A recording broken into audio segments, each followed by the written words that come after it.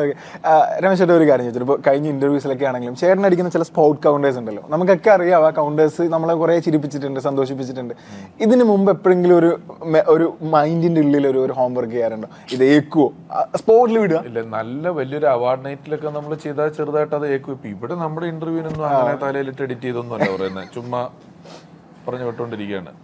ഈ മണിച്ചിത്രത്താഴിലേക്ക് സ്പൂഫ് പണ്ട് നമ്മൾ സ്റ്റേജ് ഷോയിലൊക്കെ ചെയ്തിട്ടുണ്ടല്ലോ, ആ സമയത്തൊക്കെ ഇതിന്റെ ഒരു പ്ലാൻ, ഇതിന്റെ ഒരു മാസ്റ്റർ ബ്രെയിൻ, നല്ല പ്ലാൻ വേണം. അതിന്റെ എഡിറ്റിൽ നമ്മൾ അതിനകത്ത് കയറാൻ എഡിറ്റിംഗിന്റെ സെൻസ് വേണം, എല്ലാം ചെയ്തിട്ട് നല്ല പ്ലാൻ ചെയ്തിട്ട് തന്നെ ചെയ്യുന്നത്. അല്ല, ഇതിന്റെ മാസ്റ്റർ ബ്രെയിൻ കംപ്ലീറ്റ് ചെയ്യേണ്ട ഐഡിയാസ് ആണോ വർക്ക് ആവുക? ഐഡിയ എന്റെ തന്നെയാണ്. നമ്മുടെ ഐഡിയാസ് ആയിരിക്കും കുറച്ചുകൂടി നന്നാവുക അല്ലെ?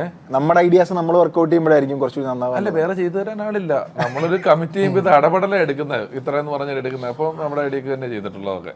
ഓക്കെ, ഞാൻ ചേട്ടാ എന്താ ആലോചിച്ചെന്തോ ഇരിക്കുന്നു.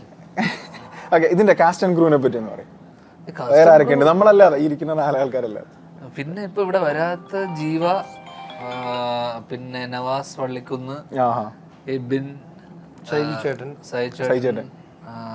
സുധീഷ് ഏട്ടൻ, ശ്രീനിയേട്ടൻ, സുധീഷ് ഏട്ടൻ. ക്യാമറ ഇവനാണ്, അഖിലാണ്. അഖില് വലിയ പടം 2018 പോലുള്ള വലിയ പടങ്ങൾ ചെയ്തിട്ടുള്ള നല്ല ഉഗ്രം ക്യാമറമാനാണ്.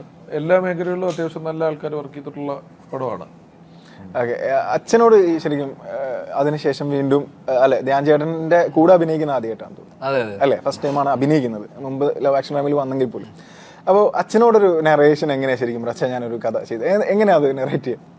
അല്ല, ഞാനിങ്ങനെ തലേദിവസം പറഞ്ഞു, ഇങ്ങനെ തലേദിവസം രാത്രി പറഞ്ഞ് ഞാനിങ്ങനെ ഒരു കഥ ആലോചിച്ചിട്ടുണ്ട്, ഒന്ന് കേൾക്കാൻ, ഒരു അഭിപ്രായം പറയാൻ വേണ്ടി പറയാന്ന്, ജെന്യൂനായിട്ട് പറയാന്ന് വെച്ചിട്ട് അങ്ങനെ പറഞ്ഞതാണ്. അപ്പൊ ഞാൻ ഈ കൂട്ടുകാരന്റെ ലൈഫിൽ നടന്ന ഈ ഇൻസിഡന്റ് അങ്ങ് അതേപടി പറഞ്ഞു. സിനിമാ കഥയുടെ ഒരു എന്നല്ല പറഞ്ഞത്. ഈ ഇൻസിഡന്റ് പറഞ്ഞിട്ട് ഞാൻ ചോദിച്ചു, ഇതൊരു എങ്ങനെയുണ്ടെന്ന് ചോദിച്ചു. പുള്ളി പറഞ്ഞ സിനിമയാക്കാൻ സാധ്യതയുള്ള സാധനമാണ്, തിരിച്ചു കുറച്ചൊക്കെ അവിടെ ഇവിടെയൊക്കെ. അപ്പൊ ഞാൻ ചോദിച്ചു, ഇതിന്റെ ലാസ്റ്റിലൊരു അച്ഛൻ റോൾ ഉണ്ട്, അപ്പൊ അതൊന്ന് ചെയ്തു തരാൻ പറ്റുമോ എന്ന് ചോദിച്ചു. പുള്ളി ചെയ്യാന്ന് പറഞ്ഞു.